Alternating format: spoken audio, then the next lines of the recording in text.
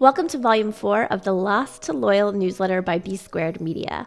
I'm Brooke Sellas, the CEO of B Squared, and this video is for everyone, but only provides snippets of the entire newsletter. If you want to read the entire article plus get an archive of past ones, head over to bsquared.media and sign up on our homepage for the Lost to Loyal newsletter, and you'll be on our list and be able to read all of the past articles that we have. The theme of this week's newsletter is the era of the faceless brand is long gone. This week, I actually posted a LinkedIn poll over on LinkedIn, and it said, what are you going to do about third-party cookies going away? How will you be able to provide personalization knowing that, Google's removing third-party cookies and privacy is going to get tougher and tougher? And people really didn't know what they were going to do. And this is happening, by the way, in just a few weeks that Google's going to be pulling third-party cookies out for advertising. But I think the point here to understand is that a study by McKinsey said that 71% of consumers want more personalization from brands. They may not like third-party cookie and you invading their privacy, but they do want that personalization. And not only do they want the personalization, they would actually pay more to get it. So moving forward, without the use of these third-party tools and cookies and sites that are able to give us information about our customers or our potential customers, how will you connect with your audiences? How will you connect with your customers? How will you connect with your digital audiences? How are you going to be getting first-party data from these groups, right? Because you won't have access to third-party data anymore. You've probably heard me say this before, and if you haven't, great, but I always say that the key to first-party data is first-party relationships. So if you were to head out to any social media channel right now, pick one, I don't care which one it is, you're going to see tons of content that feels impersonal, it's overly promotional, and it doesn't give a second thought to the emotions, the opinions, the feelings, and the experience of the audience it's trying to reach, that piece of content is trying to reach.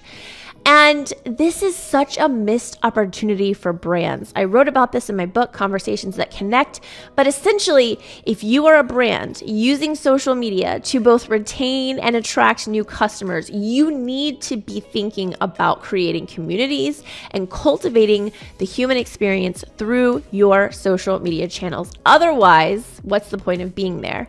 You may say, well, the stakeholders say we have to post this sales content or we're required to do X amount of, traffic or sales from our social media pages.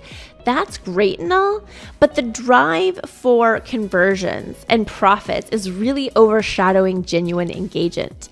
And I promise you, if you focus on the actual engagement part or connection and the conversing part of social media, having those conversations about opinions, feelings, emotions, experiences, you will get to conversion.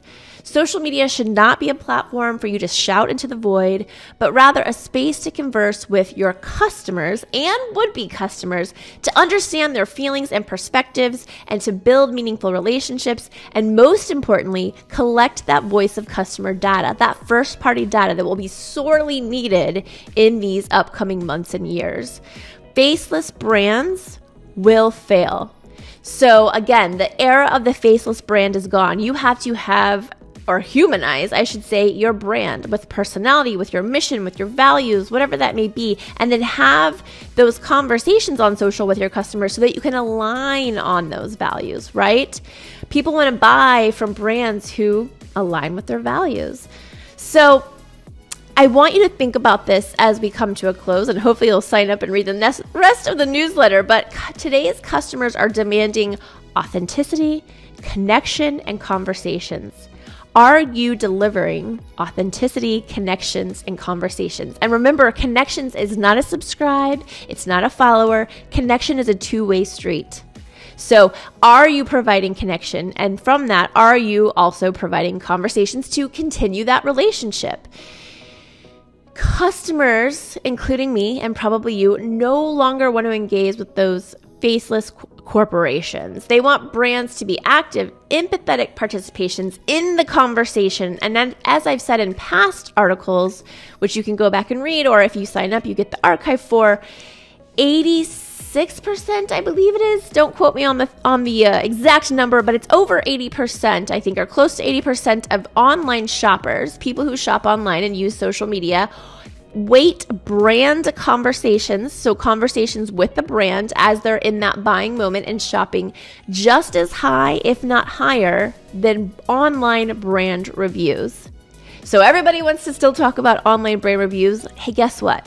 That social media brand conversation is just as important, if not more important, than your online reviews. So you have to think about your digital citizens, because they are craving to connect with the brands who not only listen to what they say and what they want, but respond and interact in a genuine way.